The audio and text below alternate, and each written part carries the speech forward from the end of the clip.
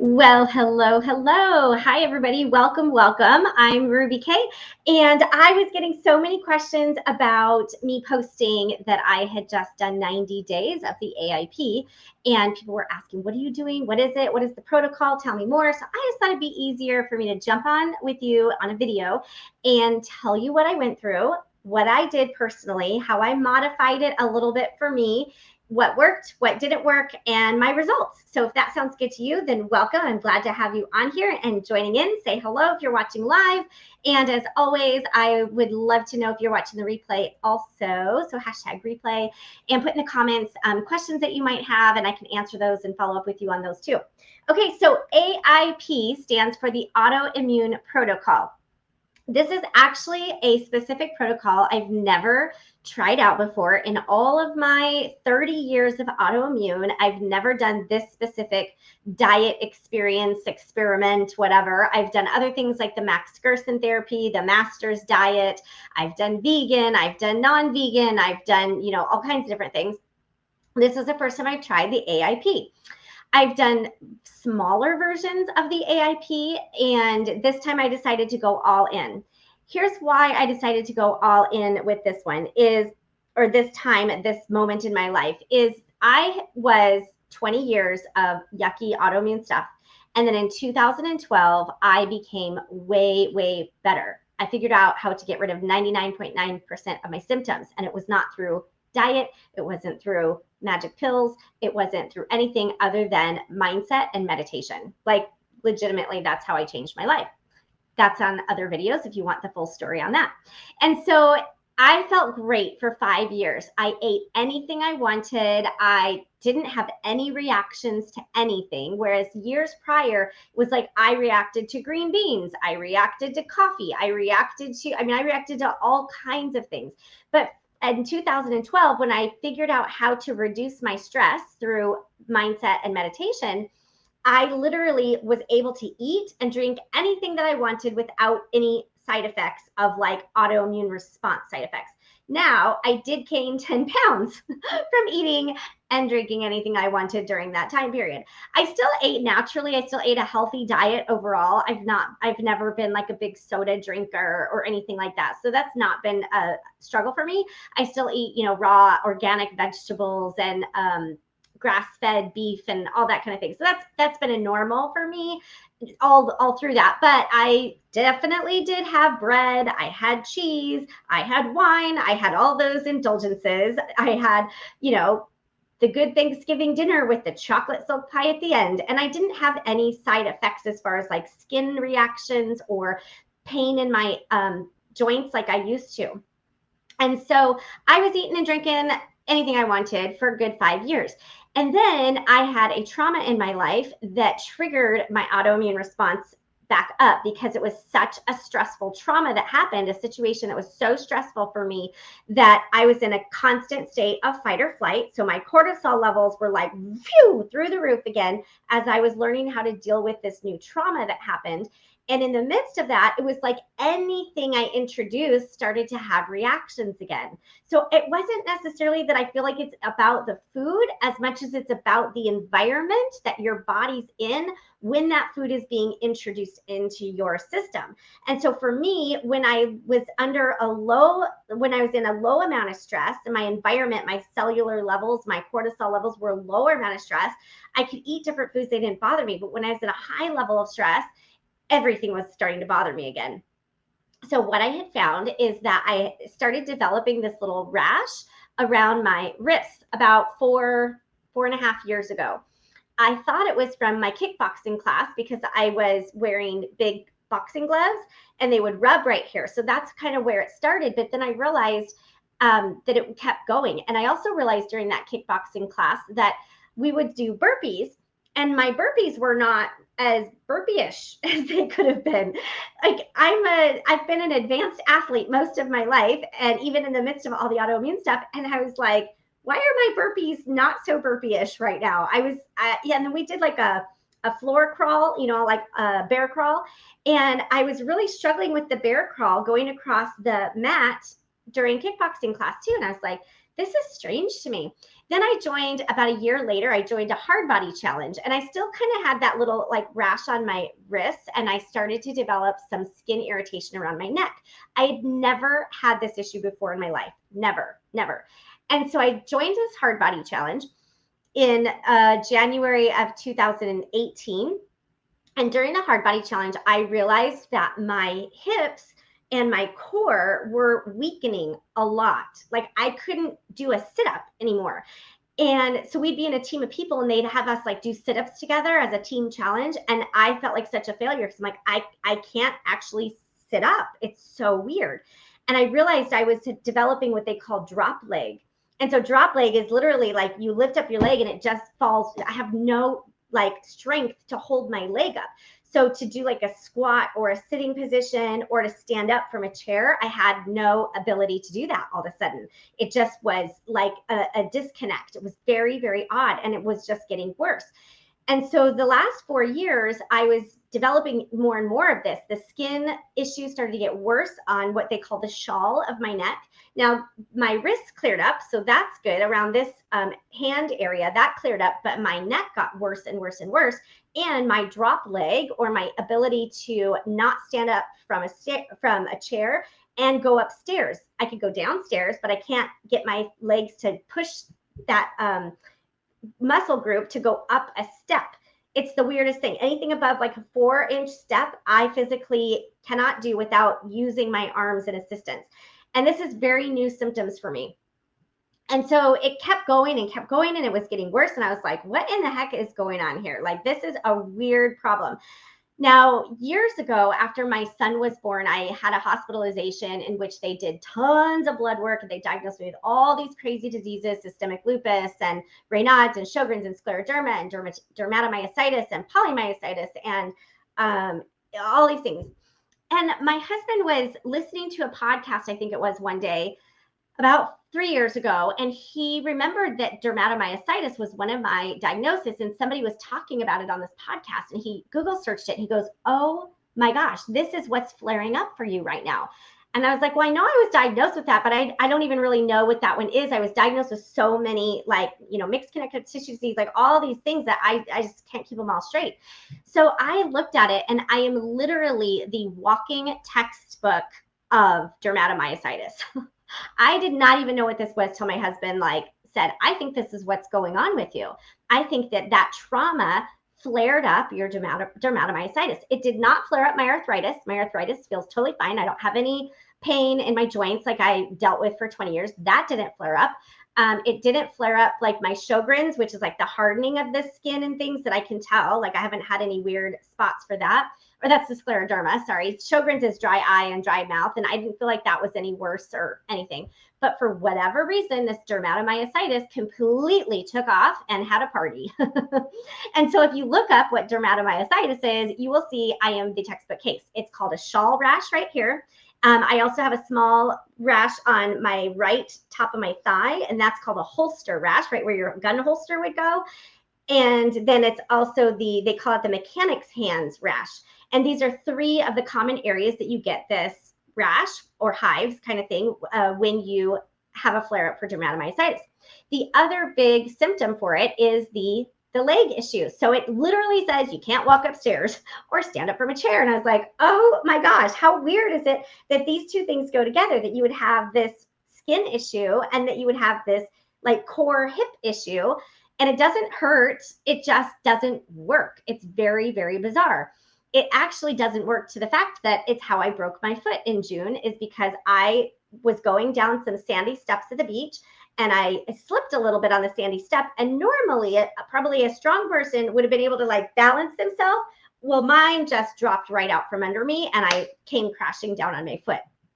And so I am literally the textbook case of the weird autoimmune disease called dermatomyositis.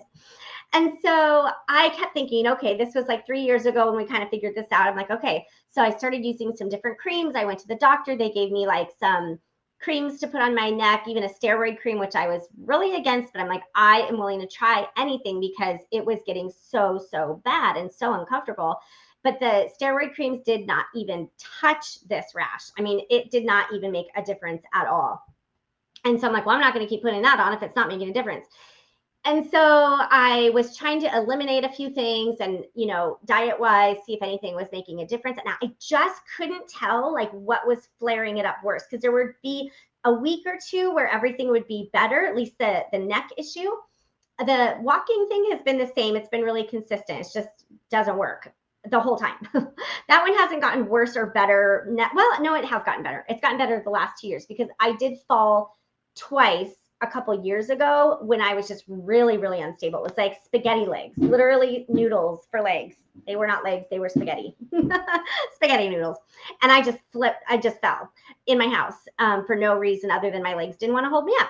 So I'm not that bad anymore. I've actually gotten better. So my husband kept saying like, hey, I think that you need to go on medications. You really need to see what the doctor says. They want to put me on methotrexate. They want to put me on HCQ, the hydric, whatever the one is that you use for COVID. That's the one that they want for the autoimmune stuff, and ivermectin. And so I was like, I just, me and meds don't always get along with me very well. It's not that I'm against meds for people. It's just that every time I've taken them, I have severe allergic reactions. And so I was like, I'm afraid to take medications. Like I went into anaphylaxis when I took one and was dead. They had to like revive me. So I'm kind of afraid of medications. And so I feel there's a time and a place for them, but I was just scared to take them for me. So I'm like, I don't know. I just don't feel like I've tried everything I could try. Like I still want to go the natural route and continue to try something else. And so the rash was getting worse, and I was going to start traveling again. And I had a big job that I was working on, a big project. And I just thought I've got to make some changes and try everything I possibly can to help my symptoms, if there's anything I could do. So I came across in my path, and I was praying actually for about a month, maybe longer, about what I should do. I said, God, just show me what I should do, which protocol I should do, which diet I should do, or if I should do a med, or if I should do a certain supplement, or I don't know. Should I go vegan? Should I go protein? Should I go keto? Whatever, just lay it on me. And so the one that kept coming back in front of me was the AIP, the Autoimmune Protocol. So here's what I decided to do. On July 5th, I decided to go all in with the Autoimmune Protocol. July 5th is not really a significant date, other than like it was after a holiday weekend, and so whatever. So I was like, it's a Tuesday. We'll start on a Tuesday. So, started on July 5th. The Autoimmune Protocol follows some things that naturally may trigger inflammation, and you eliminate those from your diet. So there's some little cheat sheets online that you can get. I was thinking I could print up my own, but that's a calendar. But you can also just Google search them and get some foods to include and foods to not include. So I'm going to go over the list to some degree. I'm not going to go over every detail. You can look that up. And then I'm going to tell you what I did that was kind of my version, and how I married a couple little pieces and parts together from another protocol in which I was finding that was working even better for me. So the AIP, the Autoimmune Protocol, when you first start out, they recommend like 30 days, you go all in, super, super strict. And then after either 30, 60, or 90 days, you can start to slowly add 1 or 2 things back in and see how your body responds. And then a week or 2 or 3 weeks later, you add 1 more thing in and see how your body responds. That's kind of the deal. So I was like, well, I'm just going to go all in for 90 days and see what happens. So what to avoid when you are on the AIP. This is probably the bigger list. The bigger list is for avoiding, as opposed to what you can eat. You have to avoid all glutens and grains. So there's no corn, no bread, no rice, no wheat, no spelt, no buckwheat, no barley, no oats, no millet, no grains or gluten at all. Okay, that's a pretty tough one, because we are used to having like a little bit of rice on the side and, a piece of bread with your sandwich, whatever. Also, you avoid all dairy. So no butter, no cheese, no cream, no ghee, no milk, no yogurt. You also avoid all legumes. So no beans, no chickpeas, no lentils, no cocoa, no kidney beans, no soybeans, no peanuts. You also avoid all nightshades. Now, this is part of the autoimmune protocol that I've done before, this is a very common thing for a lot of people with autoimmune to avoid, is what we call nightshade vegetables. Nightshade vegetables contain a specific chemical in them that can be very reactive for people that suffer from autoimmune issues. Nightshade vegetables include things like eggplant, goji berry or the wolfberry, cherries, peppers of all kinds. So that's banana peppers, that's bell peppers, you name it, all the peppers, all red spices. So that's things too like paprika, anything that's a red spice. Potatoes, tomatoes, and tomatillos. Those are all nightshade related. You also, for the AIP, avoid all nuts and seeds. So no cashews, no almonds, no pistachios, no pumpkin seeds, no safflower, no sunflower, no walnuts, no I already said almonds. So no nuts and seeds. You also avoid all seed and berry spices. So things like anise or caraway, celery seed, cumin, pepper is on the list, nutmeg, mustard, fennel, poppy seed. I was like, oh my gosh. Also, you avoid all alcohol, you avoid all eggs, and you avoid all additives and sugars, okay? How are you feeling about this list so far? Is this like a really long list? You're probably thinking, so what in the world do you eat? Because everything we just said is pretty much the typical American diet and what most people are very used to eating. And you might think, but almonds are healthy, right? And tomatoes are healthy, right? And so all these things that seemingly are very good for you that we have to avoid in this autoimmune protocol. Okay, let's talk about a few things that you can have. So what we can eat are most vegetables. Like I said, you have to take out the nightshade vegetables, but the list is quite long when it comes to the vegetables, like asparagus, beets, broccoli, Brussels sprouts, cabbage, carrots, cauliflower, cucumber, lettuce, mushroom, onions, squash, sweet potato, spinach. So you can have a lot of vegetables. You can also have a lot of different fruits like apples, apricot, avocado, banana, berries, cherries. The other one was the ground cherry when it was on where was that one? The nightshades is the ground cherry, but the regular cherry, I guess, I don't know. I don't really eat cherries, so I don't know the difference. You can have citrus, peach, pear, persimmons, plums, pineapples, kiwi, mango, melons, grapes, fig, dates. So lots of different fruits that you can have. Other herbs and spices that you can have are basil, bay leaf, chive, cilantro, cinnamon, dill, ginger, thyme, sage, parsley, peppermint, rosemary, turmeric, thyme. So lots of good herbs and spices that you can have. And then proteins, beef, bison, chicken, duck, fish, lamb, shellfish, pork, turkey, and venison. So those are all things that you can eat. And then fats, you can have good healthy fats like avocado oil, chicken fat, coconut oil, olive oil, palm oil. Now remember, you couldn't do sunflower oil or safflower oil or canola oil. Those are bad fats. Those are on the no list, okay? Other things you can have in your pantry for the AIP are things like apple cider vinegar. You could use coconut sugar if you want a sweetener. You can do honey.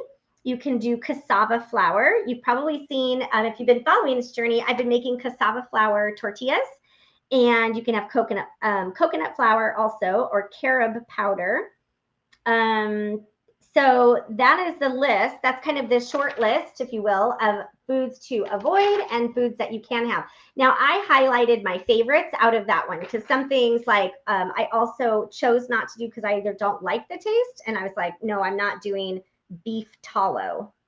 That's on my no list. And I'm not a fish eater. I did have like salmon twice, but I don't do pork ever. So I just didn't do some of those things. They're not highlighted on mine.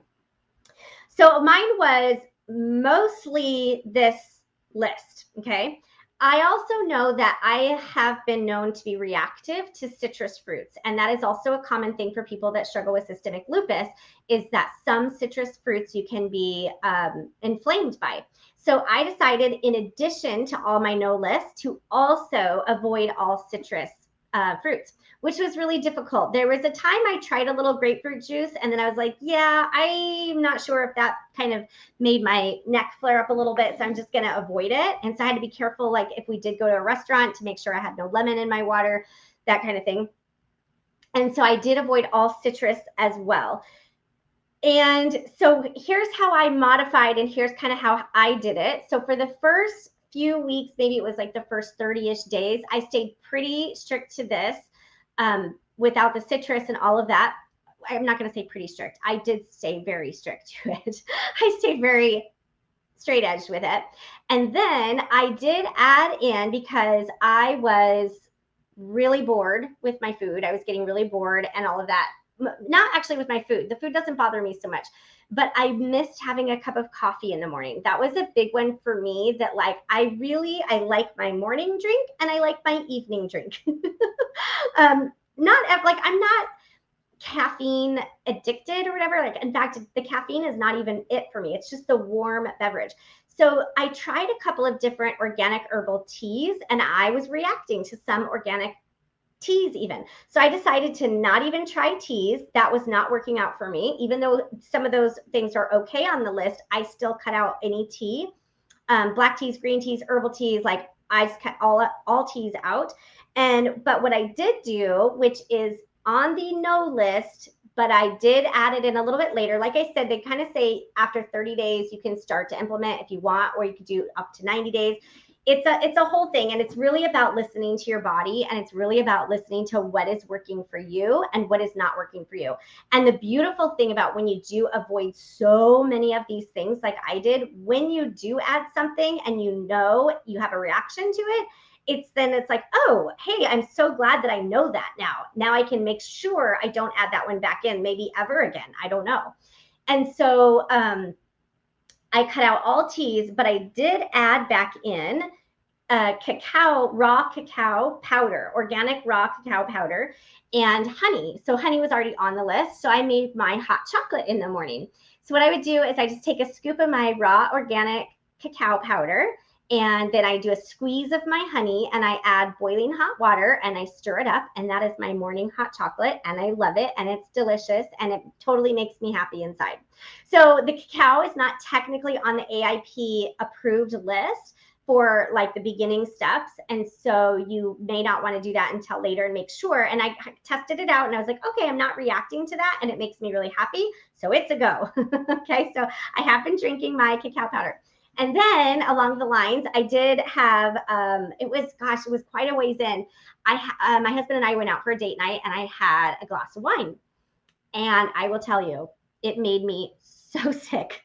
It made me so sick. I was like, oh, my body was not used to having anything like this at all in a long time. And it made me like, woo, my head spinning a little bit. And I just my body was not loving it. I also had not eaten yet because I ordered the glass of wine before our dinner came. And so it hit me fast and furious, and that was not good. So I don't recommend that at all. Now, a few weeks later, I did try it again, but I had some, I think I made my cassava flour tortillas, and I was like, I just want a little something different, because my food and beverage list was so bland and so boring. It was like, I just want a little bit of something special. So I did, and that's been okay since then. I just have to be really careful that I don't overindulge, obviously, and it's just like a specialty little piece of what I have done. So I don't recommend that either if you really, really want to stay strict. But I have a certain brand of wine that I knew my body didn't react to. And so I felt like it was okay that I wasn't going to have like a weird reaction. So other than like my body just wasn't used to it. Okay, so basically what I did eat for the last 90 days was very, very, very boring. I had no spices. I didn't do any spices because I wasn't sure even if basil or any of those things were reacting. So I didn't do any spices or any sauces at all, except for garlic powder. Of course, just regular organic garlic powder, onion powder, and salt, pink Himalayan sea salt. Those are the only 3 things I've used to flavor my food as far as seasonings go, 100% for the last 90 days. So it gets a little boring for that, but whatevs. And then the only sauce that I used, I tried balsamic vinegar, which is fine, it's approved, but I felt like I was maybe having a reaction to it. So I haven't even done that. I did a little bit of olive oil here and there, very, very few times. And then I found actually coconut aminos. And I love coconut aminos. They're hard to find. It's kind of like a soy sauce flavor, but that is what I used for my salad dressing, for my sauces on my chicken or my red meat. I just used my coconut aminos. That's it. And garlic and onion powder and Himalayan sea salt. That's it for 90 days. So the tricky thing is trying to go out to eat, especially one of the main things is to avoid pepper. And I did figure out very quickly that pepper was causing some reactions. So eliminating the pepper for me was a big, big portion of feeling better. I could tell right away if I went out to eat and I would ask the chef, I would say like, I'm allergic to pepper. I can't have anything pepper, da, da, da, da. And if there was a little piece of pepper on it, I could feel it. And I was like, dang it. So that one was really tough. And so mostly we just didn't go out to eat at all. We haven't. However, and the reason I know about the pepper is because I traveled to Nashville I was there, 5 or 6 days. And so that's airports, that's hotels. And we did not have the option to cook anything on our own while we were traveling there. I did not have that availability at all. And to find prepackaged foods that fall under these categories is nearly impossible. Like I couldn't find anything prepackaged except at Costco, I found something that's called That's It. And it's literally dried apple and dried strawberries smashed together in a little package. That's it. There's no anything else added to it. So I liked that it's 2 ingredients. I think they had like a pineapple, apple. There was like 3 combinations. I don't remember what they are. Otherwise, I couldn't find any prepackaged foods that fit under my very comprehensive list of foods to avoid. So I had to trust and rely and order very carefully when I was eating out at restaurants. So what I would do, the surest bet is usually to do like a hamburger patty. And I've learned a lot about hamburger patties, let me tell you. And just ask for no seasonings, no anything on it, completely plain with lettuce wrap. So just a piece of lettuce. And that's it. That's my meal. And then sometimes I could ask them if I could get like some steamed broccoli if it was not cooked in oils, not cooked in butters, not salted with anything, because often it's a salt pepper combination. So it was like a plain vegetable, or I would just get like cucumber on the side or carrots on the side. And it was very, very plain and very boring, but it worked. And I would do a lot of berries too. I would ask places for fresh blueberries and fresh strawberries. And that worked out really well for me too, for the most part. I did have one restaurant that was like, they had a yogurt parfait option with blueberries in it, blueberries and strawberries. And I was like, oh, can I, and it said fresh blueberries and strawberries. I'm like, can I get the yogurt parfait, but no yogurt? I just want the berries, like the fresh berries. So they bring me out these berries that they like pulled off of the yogurt. And so there was yogurt all over them. And I was like, no, I don't want any yogurt on there. That's the whole point. Anyway, it was an interesting experience trying to navigate traveling for all those days and still stay as strict as I possibly could with this. And I did a really good job. And I was determined that even while traveling, I wanted to stay as strict as I possibly could. If it was under my control at all, then I stayed really, really careful. There was one moment that we were at a very, very nice dinner with some of my clients, and I did not want to make a big deal about it. So I ordered a salmon. Actually, I ordered a steak. They accidentally brought me salmon, but I was like, okay, it's fine. And then I ordered asparagus, and there was a little bit of sprinkled Parmesan cheese on the asparagus. So I just kind of like, got this Parmesan, and it was like the flakes of Parmesan, so it was easier to remove. So perhaps there was a little Parmesan cheese on my asparagus that night. Whatever, it was fine. So I did as well as I possibly could during my travels even. So I also, however, about a month ago, started following a guy named Rob Stewart. And if you look him up on Instagram or on YouTube, you'll see him all over. He calls himself the original eczema coach. Rob, R-O-B, Stewart, S-T-U-A-R-T, Rob Stewart.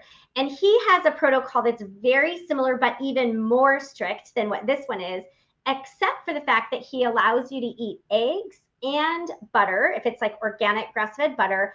And if you can find what's called A2 milk or dairy, that's like a protein that is, they eliminate the A1 protein, and it's a special one that's just the A2 protein that's not supposed to be reactive for autoimmune issues.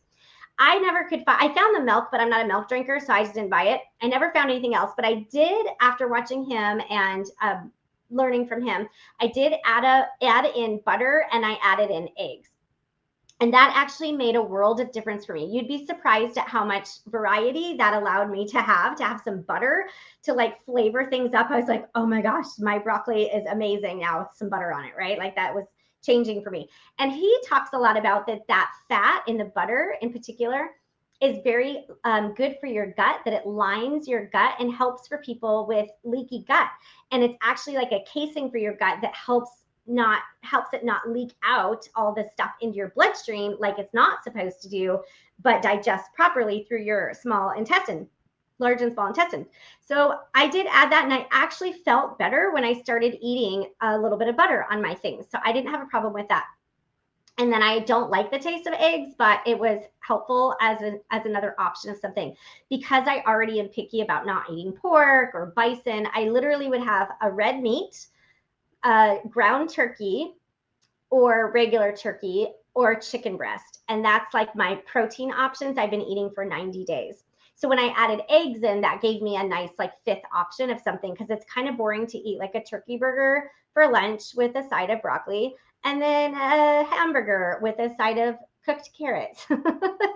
That was literally what I've been eating for 90 days. And I don't eat breakfast. I haven't really had breakfast. I have my hot chocolate in the morning, and then I eat about 10:30 or 11. I have one meal then, and then I have another meal around like 5:30. And that's it for me. So that has been not really that challenging, because I don't get all wrapped up into food for the most part. I'm one of those people that's like, I can kind of just eat the same thing and I don't really care. Like at my house, if you come over, you're always welcome for dinner, but I'm going to tell you, it's Marinara Monday. So every Monday we have some version of spaghetti. So for me, what I did is I just cooked my protein separately, whether it was ground turkey or ground beef that was going into the sauce for that night. I cooked it separately, and I made myself a vegetable, or I put it on a salad, just a bunch of leafy greens. And that's what I had for dinner. No dressing, no anything on it, unless I drizzled my coconut aminos. And then for the kids, I'd make them their noodles and sauce and spaghetti. So we have Marinara Monday, we have Taco Tuesday. So again, for me, that meant my ground turkey or my ground beef, usually on a bed of lettuce and some avocado. And that's my version of Taco Tuesday. For the kids, I make them their tortillas or their tacos or whatever. And I did start making those cassava flour tortillas.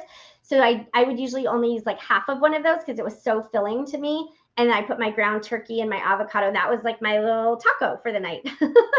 And then, so we're just very regimen. Like Wednesday is usually a crock pot shredded chicken. So I put nothing on the chicken. I make it in my crock pot. And then I take my portion of my very bland, unseasoned, unflavored, unsauced chicken. I put that on a bed of lettuce for salad or whatever. And my kids, I would add barbecue sauce, make barbecue chicken or salsa chicken or whatever kind of chicken for them. So that's just kind of what we do. It's like every night of the week has its own little routine. I just push mine aside and I make the rest for them. So how does that sound to you guys? Does that like sound completely off the wall, like I could never ever do that? Or does it sound not too bad? I'm super curious. Again, I don't get real bent out of shape when it comes to food. I don't really care. I've never been one that feels like I love the kitchen or love to cook. In fact, I don't really like to cook. I kind of see it as like a waste of time because I'm like, you cook and cook and cook and cook and cook and cook all day, and then you eat it for 10 minutes and then you poop it out. So what was the point? But I know that there are other people that really love to cook and really love food and flavors of food and combinations of food and variety of food and all the things. That's just not me. So for me, this was an easier thing to tackle than it might be for other people. And then, so 90 days of that, my results out of the 90 days, here is what I have found. I released that 10 pounds that I gained way back from 2012 when I figured out how to de-stress and eat everything. My entire life, I've been like 98 pounds, under 100 pounds. I'm just a little tiny thing. Don't get all weird about my weight. I don't say that it's not good or bad or whatever. It's just the size that God made me. So I'm just this little tiny thing. I'm 4'10", so it's fine. I've always been under 100 pounds unless I was pregnant. And I told myself my whole life I would stay that way unless I was pregnant. And then when I started feeling better in 2012 and I started eating all the things and everything I wanted, I did gain that 10 pounds. So I've held on to that 10 pounds until this last 90 days. And I have released all of that and I'm back under my 100-pound mark, which is great for me. It's not healthy for everybody, but it's healthy for me. Like that's a good place for my body to be, because I know I just released a bunch of unnecessary toxins and inflammation that was not good for me. I actually am now working on gaining muscle. So I might go, like, the number is just a number to me. Like, I'm not putting a lot of stock in that number because I actually want to gain a little bit more muscle. So that number might fluctuate. And it's all about me listening to my body, being healthy, getting stronger, leaner, less toxic, and healthier overall. So I was happy to lose those pounds of toxicity and inflammation. That was definitely a good thing for me. My neck is way, way, way, way, way better. One thing I will say about the neck thing is that this guy, Rob Stewart talked in one of his videos about linear healing versus non-linear linear healing when it comes to skin issues. He said most people do not have linear healing when it comes to skin issues. And he talks a lot about biomarkers in your body and to be listening for other biomarkers as you go along. Like, how are you feeling overall? How is, other things working or feeling for your body, rather than just focusing on what the skin is doing. Because what's happening with your skin is as you're releasing those toxins and getting that inflammation out, your skin may do this. And it actually did that for me over the last 90 days. There was some days where it's like, oh, it's so much better. It's like clearing up. And then it would spike and be worse than it's ever been. I was like, oh my gosh. And then now it's back down again. So it's like a lot better. So overall, it's way, way, way better, but it's definitely been a non-linear healing process. So that's important to know as you're going through some of these kinds of protocols, because if you feel like 3 weeks in, you might feel worse. 4 weeks in, you might feel worse. For me, I just had to keep staying the course because I have a longer picture in mind than just a short-term fix or like short-term results. So if I would have seen that after 3 weeks and not heard that it could be a roller coaster ride before it feels better, overall, I would have just quit, because I would have been like, no, I want some mac and cheese already. Like, give me some mac and cheese and forget this nonsense of only eating a hamburger patty and a side of broccoli. Like, I'm over it. Or a chicken breast and steamed carrots. Like, I'm done. Give me some mac and cheese. But I stuck with it because I had a longer vision in mind, and I really wanted to give it a full, at least minimum 90 days. And see, because I know that the body takes a significant amount of time to start processing and going through and rehealing and renewing and rejuvenating and all of that. This stuff did not come on instantly for me, and it's not going to get off instantly for me either. So I'm in it for the long haul. So I have been very, very happy with the results I've seen on my skin. I've also, like I said, very happy to release a lot of toxic inflammation. Very happy about that part. I feel much more like me again, my body size and all of that. And I feel more confident with that too.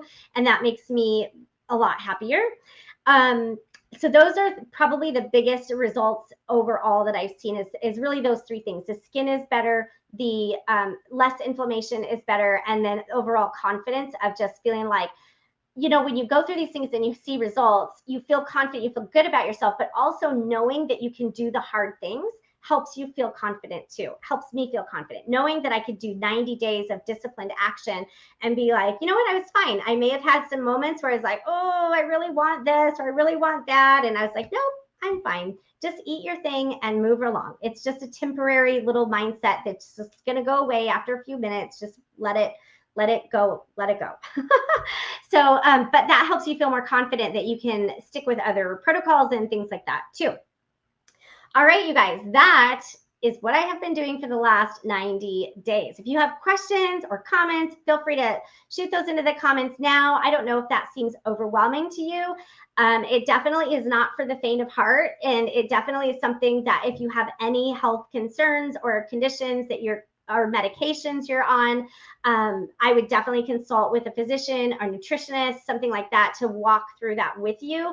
I am board certified in functional wellness, and so I've studied a lot of this stuff myself, and I was monitoring myself with it. But really, I probably should have had somebody else than just myself helping me along the journey.